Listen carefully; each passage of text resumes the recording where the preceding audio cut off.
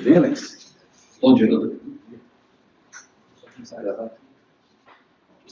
Ô, Alex, deixa eu te perguntar uma coisa. Alguma coisa pessoal contra o Nadir da Silva de Souza? Nada contra.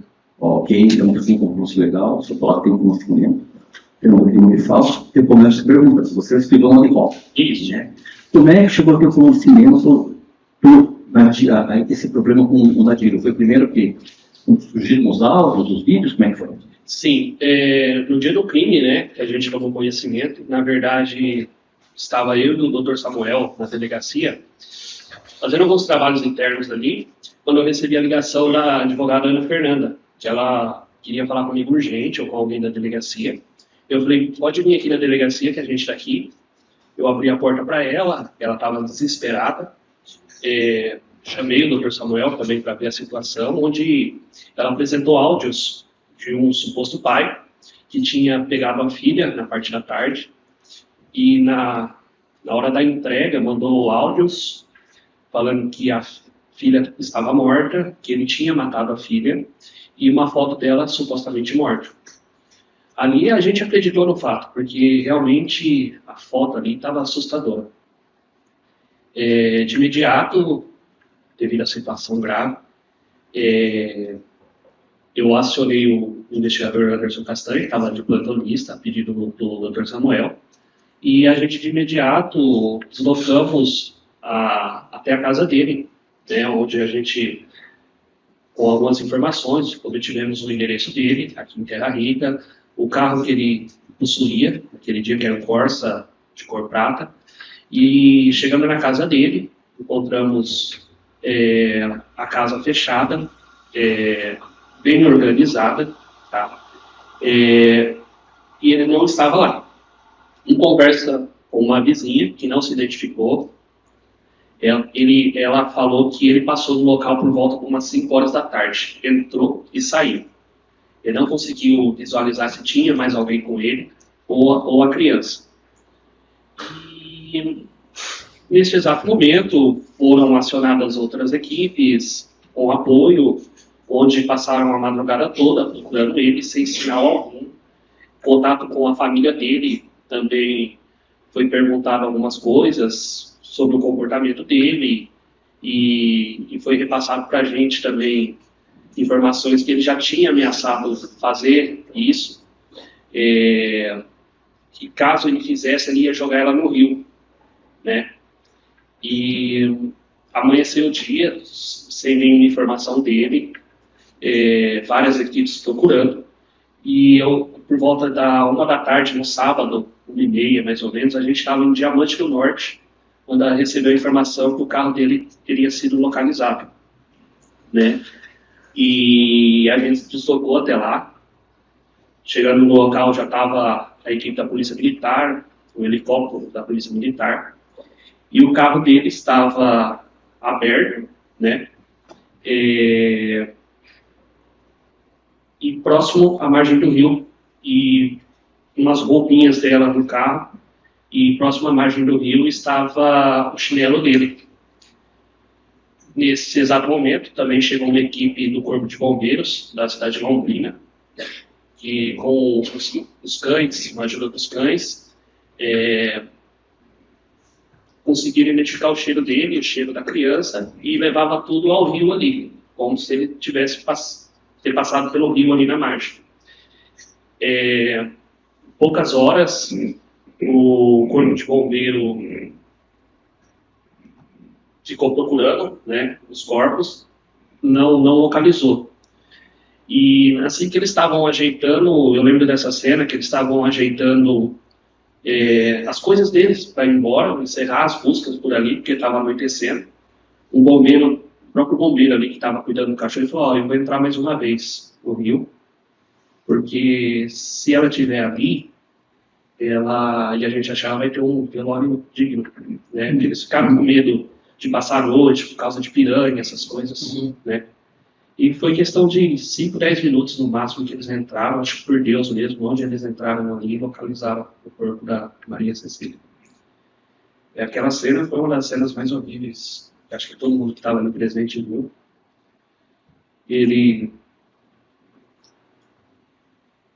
em prantos, subiu com ela no braço.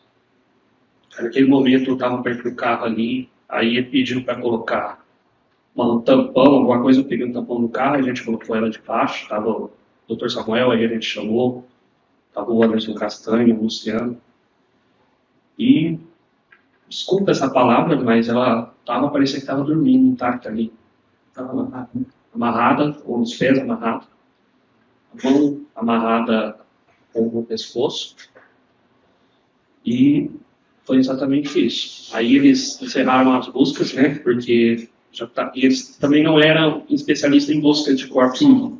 Foi por vontade própria dele. Ele estava esperando o corpo de bombeiro de Paranavaí chegar para começar as buscas dos corpos. E no outro dia iniciaram as buscas, que eu tomei conhecimento, a gente já não participou, né, pelo Rio, e assim duraram vários dias. Nesse período foi ouvindo a mãe, né, e algumas testemunhas, e não me recordo o dia, tá? Eu estava na delegacia quando eu recebi uma mensagem do Fernando, filho do Dr. Edilson, que é um colega meu de faculdade, a gente fez faculdade junto, relatando que se o delegado estava na cidade, né? E que o pai dele queria falar com o delegado. Eu falei, o delegado ele está em uma operação na cidade de Curitiba, e se você puder me adiantar, eu posso te adiantar, porque como ele está na operação, é difícil passar o número dele, o contato. Ele falou, não, peraí, mas o meu pai quer falar com você também. Eu falei, não, pode me ligar. Aí o pai dele me ligou, educado, afirmou onde estaria, na verdade, perguntou onde estaria o delegado. Eu falei, está indo na cidade de Curitiba, creio que ele vai chegar amanhã ou depois. Falou, não, eu queria ver com você que é meu conhecido, você conhecido do meu filho, eu tenho confiança em você. Eu estou com o Nadir aqui, ele quer se entregar, mas eu precisava que vocês garantissem a integridade física dele.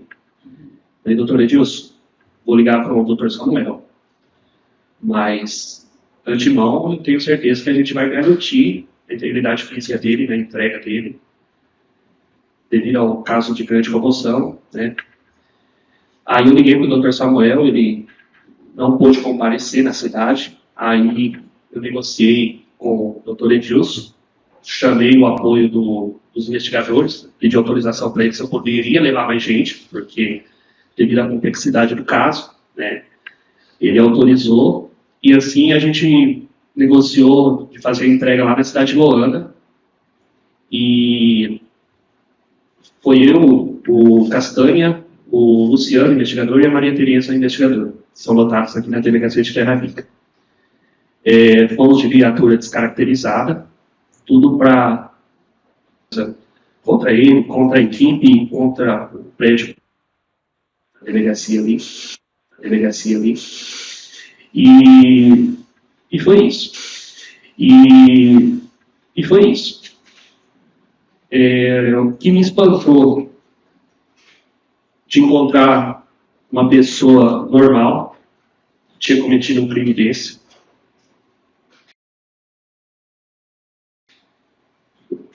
Como se a gente estivesse pegando ele e levando para uma festa, e ele seria o astro dessa festa. Estamos dele normal, então, uma dica. Normal, dando risada. Ele chegou, você chegou a perguntar do depoimento dele, ele ficou em silêncio, depois na delegacia, como é que foi, galera? Doutor, no carro não foi perguntado nada, tanto pelo direito constitucional em silêncio, lógico. Mas se perguntasse, ele falava. Que era uma situação normal para ele, entendeu? Reação, ele demonstrava que estava com raiva da ex-esposa, entendeu? E na delegacia, ele ficou em silêncio. Por relatório dele. Tá certo. Doutor Luiz, por favor.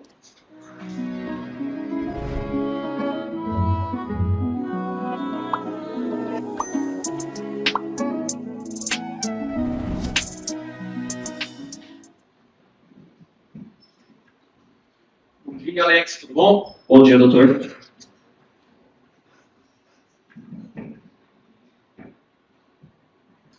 Vamos lá. Alex, eu vou fazer umas perguntas complementares aqui, né? Perfeito. Sobre o local lá que foi encontrado, né, foi encontrado o corpo ali, o carro. Como é que é esse local, assim, ele é um local... O local ermo, isso, tanto para as equipes chegarem lá, é muito difícil. Não é um local que é frequentado, Não, esse tipo de coisa. Não. Você tem que entrar por dentro, na estrada rural, você tem que entrar por dentro do mato para chegar no local. Entendi. Difícil acesso mesmo. Tem um carregadorzinho, alguma coisa assim? Tem, mas mais para cima. Ele desceu, tipo assim, 500, 800 metros para baixo, assim. Entendi. Tá.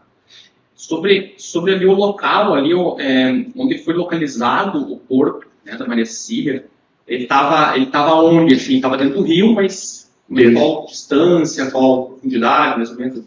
Olha, do jeito que estava ali, o carro dele estava próximo à margem do rio. Não sei se o corpo se movimentou ou não, mas onde o bombeiro desceu ali é uns 50, 70 metros da margem do rio, onde o corpo foi localizado ali. Da onde longe da margem. Porque a gente vê o bombeiro mergulhando, né? E não sabe onde localizou ali, mas ele levantou ali, a hora que ele levantou no rio ali com ela, eram 70 metros mais ou menos. E estava muito fundo? Ele falou que sim. Uns 5 metros para baixo. Entendi. Para jogar o corpo ali onde foi localizado, teria como jogar, se o corpo teria que, de alguma forma, entrar ali naquele... Não, teria que entrar. Para depositar ali. A dinâmica parece que ele entrou com ela no colo. Ela amarrada, ela já estava morta. Ela já estava morta. E entrou com ela no colo e deixou ela ali. Tá. Isso que eu ia perguntar também em seguida, se a forma como vocês acharam ela estava apresentada da mesma forma do que o vídeo, do que a imagem que o médico mandou para a Beatriz naquele momento da execução do crime. Sim. Amarrada, com a língua para fora. A língua para fora, do jeitinho da foto. Igual. Um fato interessante é que ela estava no banco do passageiro, né? O crime aconteceu ali. E um fato interessante é que ela deve ter babado assim, no banco e ficou algumas marcas. E essa mesma marca estava no porta-mala atrás. Eu creio que onde ele cometeu o crime enforcando ela, ele deve ter carregado ela no porta-malas até o local do rio ali, com ela morta. Ficou claro que ele matou primeiro ali dentro do carro, depois ali, né, jogou o corpo dentro do rio. Isso. Entendi. Sobre o Castanho, aqui o Dr. Samuel também já falaram assim, que de acordo com a dinâmica, eles entenderam ali que o Nadir teria matado, né, ocultado e praticado suicídio. Né? Sim. Comentasse um pouco para a gente. Tudo que a cena do crime, quem chegava ali encontrava, ele deixou documentos, contas, tudo pessoal ali, carteira, salvo me engano, dinheiro. Tudo no banco do passageiro ali, para demonstrar que ele desistiu da vida. Ele fez o crime contra a Maria Cecília e após isso, celular também, né? Não, minto, parei do celular, não. O chinelo dele próximo à margem do rio. Como se ele tivesse entrado junto com ela dele e desaparecido os dois. E ter cometido o ato extremo. Ele largou tudo ali, largou tudo que importava para ele. Exato. Isso. Para quem chegasse a encontrar essa situação ali, pensava que ele estava morto. Entendi. Quando que apareceu a dúvida, assim, que ele poderia, de repente, né, eventualmente estar vivo? Quando apareceu a dúvida, isso foi na sexta-feira, no sábado começaram a procurar o corpo dele, foi chegando terça, quarta-feira, mais ou menos, a conversa entre os bombeiros é a mesma.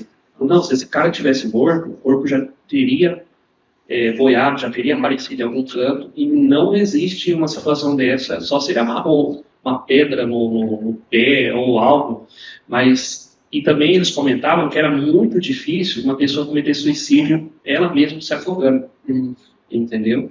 Então, a partir dessas conversas que a gente começou a perguntar isso, exato. E também aí, nessa questão de falar assim, ele amarrou uma pedra no pé e tal, mas eles teriam feito arrastão também no rio, né? Usado as técnicas do corpo de bombeiro e tudo, tá? Mas mesmo assim ficou um bom tempo ali. Não foi descartado. Eles mesmo tendo quase a certeza que ele não estaria ali, mas eles cumprem um protocolo lá de 10, 12 dias lá. Entendi. E quando o Nadir se apresentou para ser preso ali, né, para ser tomado de prisão, ele não estava com aparência de que eu, particularmente, eu achei que eu ia encontrar uma pessoa triste, desesperado, arrependido,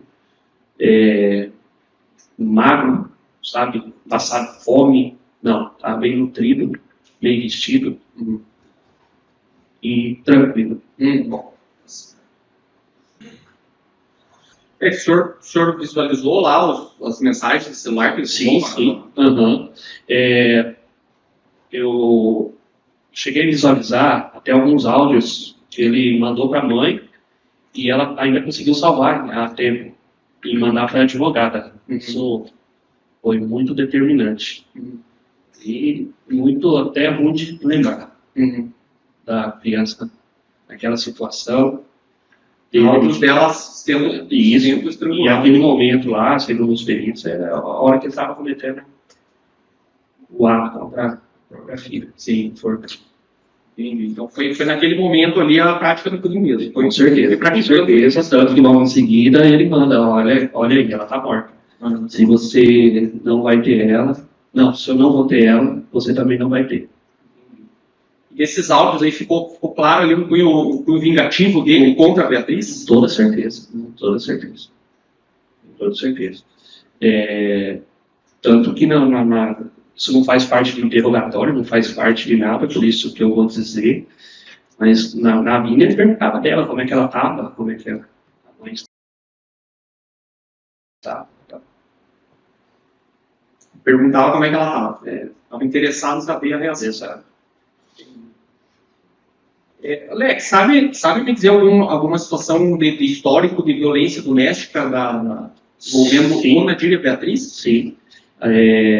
Histórico de violência doméstica onde a Beatriz pediu medida protetiva contra ele. Tanto que algumas mensagens juntadas no áudio, ela falava muito dessa medida protetiva contra ele. Igual ele pediu para ir no aniversário da Maria Cecília, que ia acontecer no domingo, e creio que essa troca de mensagens foi na quinta-feira, um dia antes do crime, e ele pediu para ir na festa da Maria Cecília. Ela falou que ele não podia, devido a essa medida protetiva, e uma opinião particular, creio que esse foi o fato determinante dessa vingança. Entendi. Esse histórico aí já era mais antigo, assim? Sim. Sim. Não sei dizer, mas era mais de meses.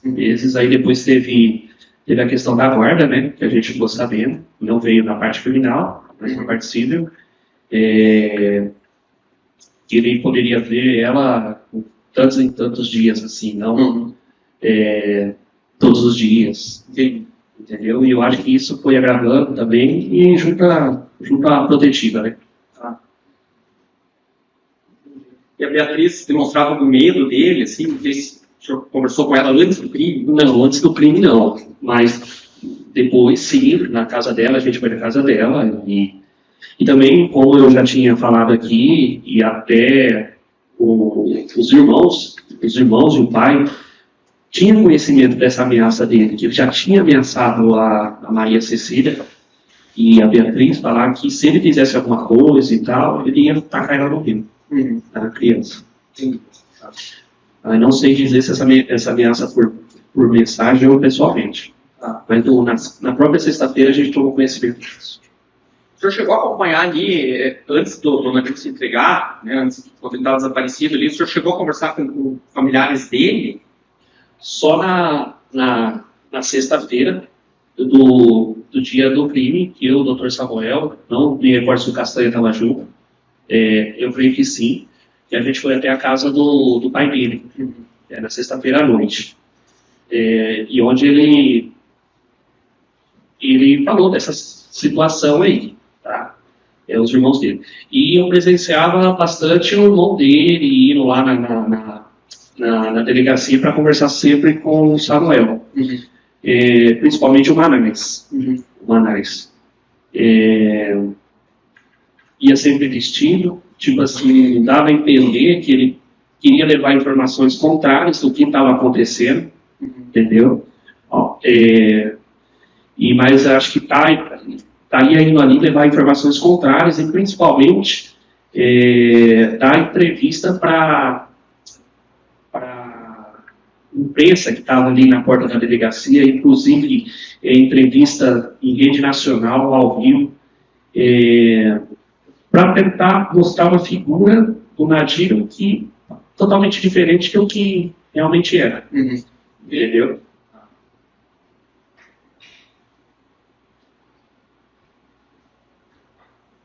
E os familiares estavam tranquilos, assim, emocionalmente tranquilos?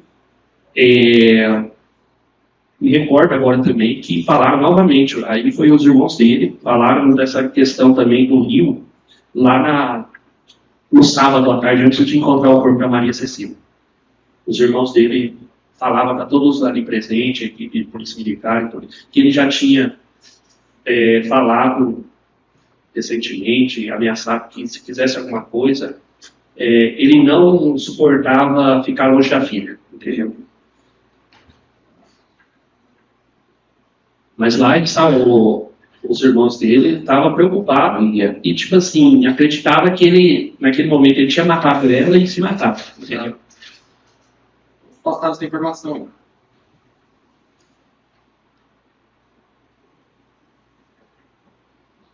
Certo, Alex. Da minha parte é isso aí. Obrigado. Por nada.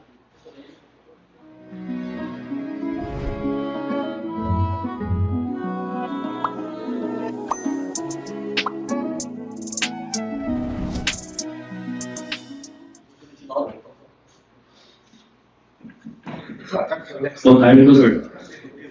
Prazer. Gostaria de agradecer aí, porque nós não conversamos mais, seu esforço aí para a apresentação do Nadir, seu esforço para todos nós também. Muito obrigado.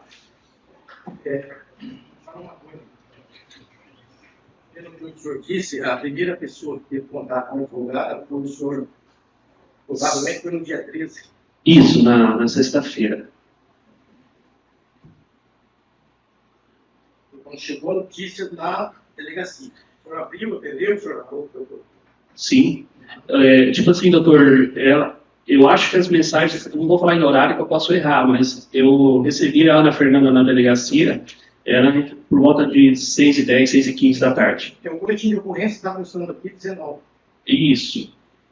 Aí, como a gente desceu para a casa dele, procurar na rua, ver se esse Corsa estava andando na cidade, aí a gente orientou ela a procurar a polícia militar, para ela já fazer o boletim e tomar as providências cabíveis. Que horas que o senhor conversou com a vizinha que não se identificou e falou que o Nadir passou por lá? Não era nem 7 horas. Ficou assim, umas 15, 20 minutos mais ou menos. Isso no dia 12. Entendeu? No mesmo dia o senhor conversou com a testemunha? Isso, a equipe perguntou por quê. É aqui que o Nadir mora? Não, eu não vi ele hoje, ele só passou agora, 5 e pouco da tarde, passou, entrou e saiu. Foi essa a informação. Entendi. O senhor se lembra que hora mais ou menos foi mandar as primeiras fotos do Nadir com a filha? Antes das 6 da tarde. Não me recordo o horário até agora. A certeza que eu tenho é que a gente da Polícia Civil viu essas fotos das 6h10 às 6h15 da tarde. O horário que ela chegou na delegacia. Tipo assim, era o mesmo horário que a Beatriz estava mandando para a advogada. E a advogada mostrando para a gente. O senhor chegou a alguma conclusão se o Nadir passou antes do PIN, depois do PIN, né, na casa dessa testemunha? Eu acredito que ele passou na casa dele esse horário que a vítima falou, 5 e pouco da tarde, para pegar a corda. É uma opinião minha. O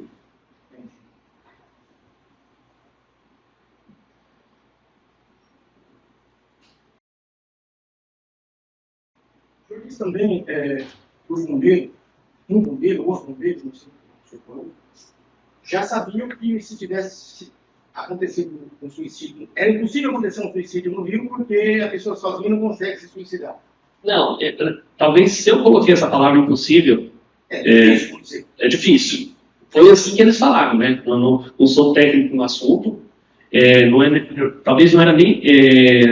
a gente ouviu também bombeiros que não estavam praticando o serviço lá no local, mas por fora do serviço falou nesse sentido aí, que é difícil uma pessoa sozinha tentar suicídio se afogando. E o desespero é tão grande que faz ela voltar para cima, entendeu? Nesse caso aí. Caso contrário, teria colocado uma pedra no pé, um peso no pé, para ele afundar de vez. Nesse sentido aí. Por isso que foi ajudando o senhor a convencer que ele não tinha suicidado e sim fugido. Não.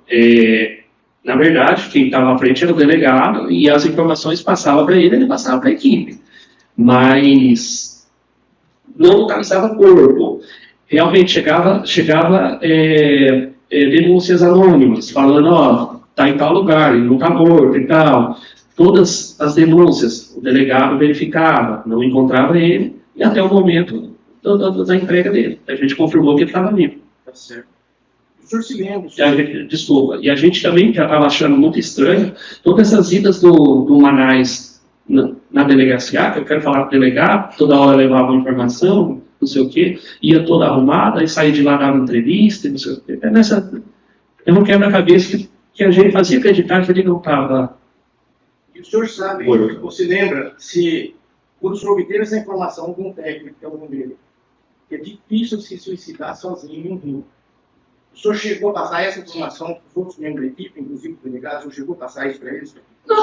Não é verdade. Eu acho que não cheguei a passar, porque eles também ouviram essa situação. Mas não é uma situação que era para colocar informação, é uma opinião, entendeu? É uma opinião que, numa escala de 0 a 6, 50% ele está vivo, 50% ele não. Ele não está. Então, toda informação, denúncia, verificava, ele está em tal casa, e ela verificava. A Polícia Militar recebeu que ele estava na casa, aí até a imprensa, em rede nacional, a Record, seguiu a Polícia Militar. Todas as situações seriam verificadas. O senhor sabe se teve busca para prender o nativo usando helicóptero? Não. Só no dia que foi localizado o corpo. Que eu saiba, só foi nesse dia. E também teve não sei se foi helicóptero. Chegou a informação que teriam prendido ele lá na cidade de Itaúna. Aí, como no deslocamento da gente até lá, falaram que o helicóptero não estava indo, mas a gente não chegou a usar helicóptero. O senhor sabe em que dia que foi isso? Foi dia 12, dia 13? Não. Isso aí foi... Se o crime foi na sexta-feira, isso aí foi lá para quarta, quinta-feira, quase uma semana depois do crime. Toda hora era uma informação, era novidade, era a gente inventando em grupo que ele foi preso em tal, foi preso no lado de São Paulo, foi preso numa casa aqui, que ele estava numa casa, era assim, essa loucura. Nessa altura, então, todo mundo já sabia que não era suicídio, já estava teria uma opinião, que a certeza, igual eu falei, a certeza ninguém tinha. Ninguém tinha. Eu acho que quem tinha certeza só, não sei se era o senhor, que já estava sabendo, os irmãos dele que estavam com ele, e ele só. O restante, não. Tanto que a linha de investigação principal que os agentes adotaram foi da prisão dele. Como assim? Não entendi. Existe uma linha de investigação que as autoridades estabelecem. A linha de investigação, nesse caso, era para prender ele. A linha de investigação era para solucionar ele, solucionar o caso, encontrando o corpo dele ou prender ele. Entendeu? Mas até no meio da semana ali, quarta-feira, ele, como eu disse aqui, e acho que o delegado Samuel e o Castanho, ele induziu a situação para acreditar, para levar as pessoas a acreditarem que ele estava morto. Deixou conta, deixou documentos pessoais, deixou o carro dele, entendeu?